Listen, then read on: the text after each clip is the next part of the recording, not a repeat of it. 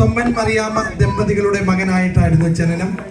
പിന്നീട് 1960 പപ്പായുടെ കുടുംബം മാതാപിതാക്കളോട് ഒന്നിച്ച് ഹൈറേഞ്ചിലേക്ക് കുടിയേറി. അവിടെ പല സ്ഥലങ്ങളിലായിട്ട് പടമുഖം, മന്നാത്ര, തോപ്രാംകുടി, കരിമ്പൻ എന്നീ ഭാഗങ്ങളിൽ പല സ്ഥലങ്ങളിലായിട്ട് അവർ താമസിച്ചു. അതിനുശേഷം അവിടെ എത്തിയപ്പോൾ 1961 ഒരു വർഷം കഴിഞ്ഞ് പപ്പായുടെ 6ാമത്തെ വയസ്സിൽ പപ്പായുടെ പിതാവ് മരിച്ചു.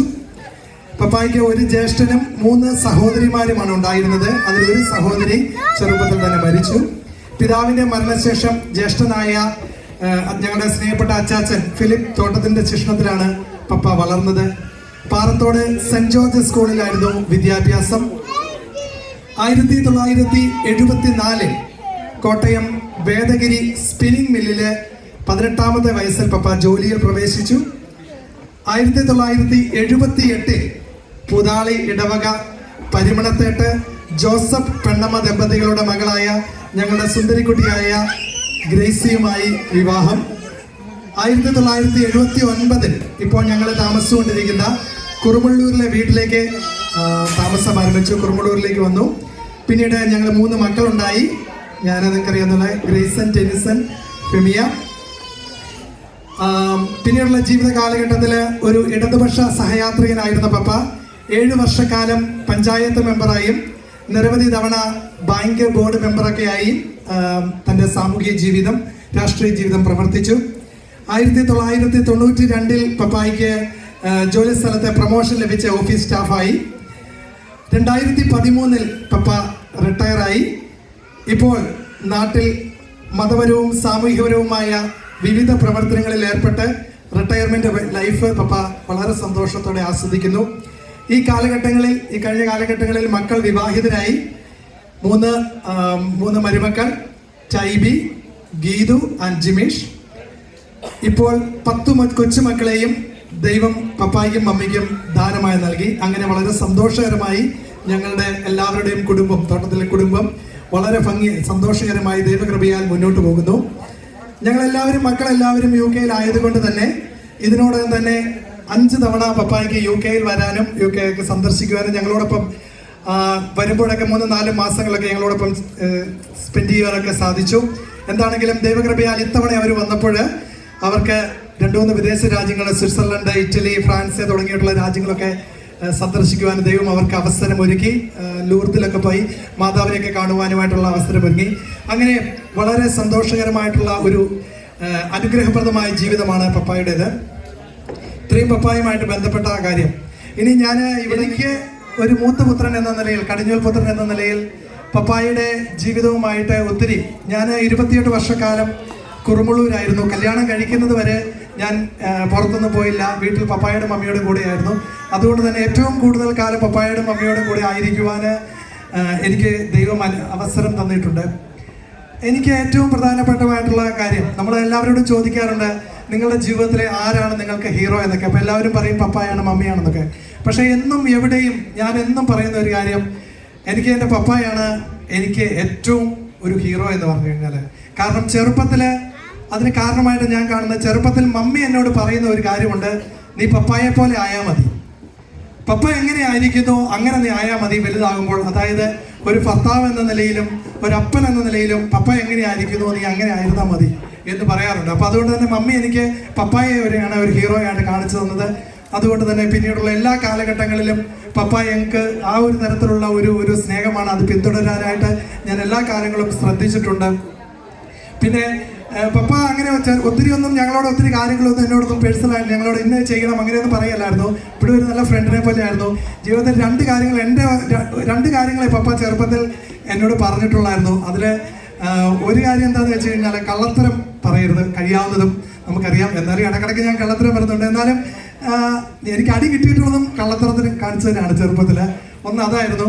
പിന്നെ 2ാമത്തെ കാര്യം പപ്പ എന്നോട് പറഞ്ഞിരുന്നത്, അന്ന് പപ്പ ഒരുപാട് മദ്യവിരുദ്ധ പ്രവർത്തനങ്ങളിലൊക്കെ പങ്കെടുത്തുകൊണ്ടാണ് പപ്പ എന്നോട് പറഞ്ഞിരുന്നത്, സാധിക്കുമെങ്കിൽ നീ മദ്യവും ഇതൊക്കെ ഒഴിവാക്കണമെന്ന്.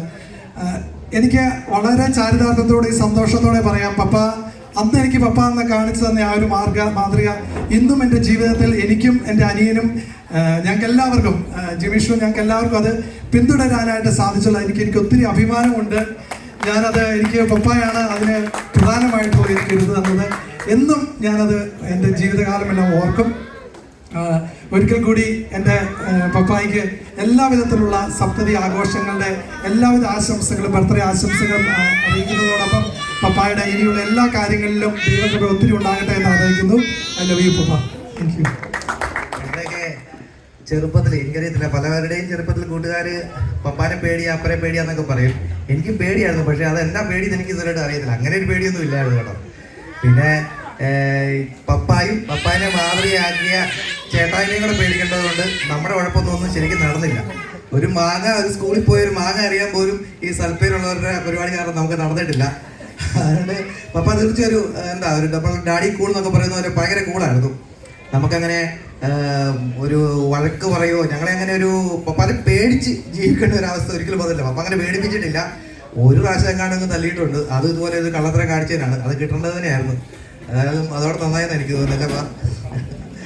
എനിവേ അതുപോലെ തന്നെ പപ്പ പറഞ്ഞില്ലേ, പപ്പ പഞ്ചായത്ത് മെമ്പറായിരുന്ന സമയത്തൊക്കെ ആണെങ്കിലും എല്ലാ ദിവസവും രാവിലെയൊക്കെ ഓരോരോ ആവശ്യങ്ങൾക്കൊക്കെ പല പല ആൾക്കാർ വീട്ടിൽ വരുന്നുണ്ടായിരുന്നു. അതുകൊണ്ട് നമുക്ക് ഒരു എല്ലാ തരത്തിലുള്ള ആൾക്കാരുമായിട്ടും എല്ലാവരും ഒരു സ്നേഹത്തോടെയും, അല്ലെങ്കിൽ ഒരു പപ്പ അങ്ങനെ അവരെ ഡീൽ ചെയ്യുന്നത് ഏത് വിഭാഗത്തിൽപ്പെട്ട ആൾക്കാരാണെങ്കിലും അവരെല്ലാം വീട്ടിൽ വന്നിരുന്ന് വർത്താനമൊക്കെ പറഞ്ഞു. അപ്പം നമുക്ക് അവരോടൊരു സ്നേഹമൊക്കെ അങ്ങനെ ഉണ്ടാക്കിയെടുക്കാനൊരു സാഹചര്യം വീട്ടിൽ തന്നെ പപ്പ സൃഷ്ടിച്ചിട്ടുണ്ടായിരുന്നു. അതുകൊണ്ട് പപ്പ കാണിച്ചു തന്ന ഒരു മാതൃക അത് ഞങ്ങൾക്ക് മുമ്പോട്ട് പോയപ്പോഴും ജീവിതത്തിൽ സ്വാധീനിച്ചിട്ടുണ്ട് എന്നുള്ളതാണ് എനിക്ക് തോന്നുന്നത്, എന്നെ സംബന്ധിച്ച് എനിക്ക് തോന്നുന്നത്.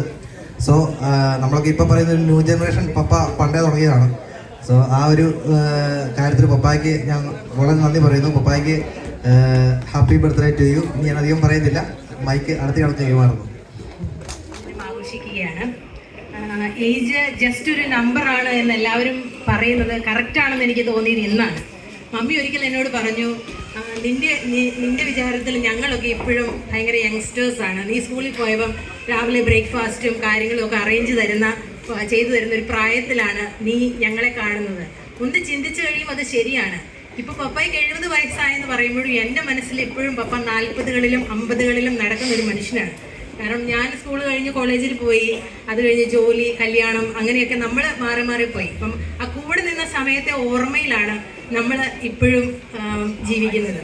അതുപോലെ നമ്മുടെയൊക്കെ ചെറുപ്പകാലത്തെ ഒരു 4 വയസ്സ് 5 വയസ്സിൻ്റെയൊക്കെ ചെറിയ ഫെയ്ഡായിട്ടുള്ള ഒരു ഓർമ്മകളൊക്കെ നമ്മുടെ മനസ്സിൽ കാണുള്ളൂ. എനിക്ക് വേണ്ട അങ്ങനെ ചെറിയൊരു ഓർമ്മകൾ എന്ന് പറഞ്ഞാൽ ഞങ്ങളുടെ പഴയ വീട്, അങ്ങനെ ചെറിയ ഓർമ്മകളേ ഉള്ളൂ. പക്ഷേ അതിലെനിക്ക് കറക്റ്റായിട്ട് ഓർത്തെടുക്കാൻ പറ്റുന്ന ഒരു കാര്യമുണ്ട്. പപ്പ ഡ്യൂട്ടി കഴിഞ്ഞ് വീട്ടിലോട്ട് കയറി വരുമ്പോൾ എന്നെ ജാലി എന്ന് പറഞ്ഞ് ഇങ്ങനെ പൊക്കി ഉയർത്തിയിട്ട് നിലത്തോട്ട് വെക്കും.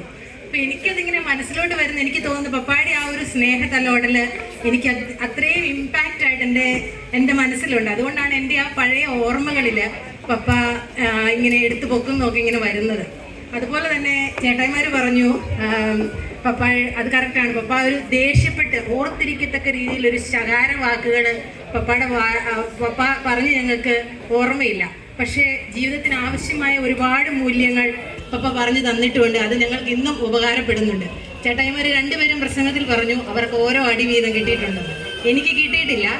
അത് മെയിൻ കാര്യം ഒരു പക്ഷേ ഞാൻ ഓവർ ഡീസൻ്റ് ആയിരിക്കാം, അല്ലെങ്കിൽ പപ്പായ്ക്ക് പേഷ്യൻസ് നന്നായിട്ടുണ്ടായിരിക്കാം. എന്താണെങ്കിലും ഞാൻ അടി മേടിച്ചിട്ടില്ല പപ്പായുടെ കയ്യിൽ. പിന്നെ ഇതിൽ നിന്നെല്ലാം ഒരു മെയിൻ കാര്യം പറയാനുള്ളത്, എല്ലാവരും പറയും ഒരു മകളുടെ ജീവിതത്തിലെ ഹീറോ എപ്പോഴും ഒരപ്പനായിരിക്കുമെന്ന്. പക്ഷെ 37 വർഷം ഈ ലോകം കണ്ട എക്സ്പീരിയൻസ് വെച്ച് ഞാൻ പറയാം, എല്ലാ പെൺമക്കൾക്കും അവരുടെ അപ്പൻ ഒരു ഹീറോ അല്ല. അതാകണമെങ്കിൽ അവൾ കണ്ടു വളരുന്ന കുടുംബത്തിൽ അവളുടെ അപ്പൻ നല്ലൊരു ഭർത്താവായിരിക്കണം, കുഞ്ഞുങ്ങളുടെ കാര്യങ്ങൾ ഉത്തരവാദിത്തത്തോടെ നിർവഹിക്കുന്ന ഒരു നല്ല അപ്പനായിരിക്കണം, പിന്നെ സമൂഹത്തിലെ സഹജീവികളുടെ അടുത്ത് ഒരു നല്ല സമറിയാക്കാരനായിരിക്കണം. ഇതെല്ലാം കണ്ടു വളരാൻ അനുഗ്രഹം കിട്ടിയ 3 മക്കളാണ് ഞങ്ങൾ. പപ്പ ചെയ്തു വെച്ചിട്ടുള്ള എല്ലാ കാര്യങ്ങളുടെയും അനുഗ്രഹങ്ങൾ ഞങ്ങളുടെ കുടുംബത്തിൽ അത് പ്രതിഫലിച്ചുകൊണ്ടിരിക്കുകയാണ്. അതിന് പപ്പായോട് പ്രത്യേകം നന്ദി പറയുന്നു. അതുപോലെ ഈ 70 വർഷം പപ്പായ്ക്ക് ഇത്രയും അനുഗ്രഹങ്ങൾ കൊടുത്ത ദൈവത്തിന് നന്ദി പറയുന്നു. പപ്പായ്ക്ക് എല്ലാവിധ ആശംസകളും നേരുന്നു.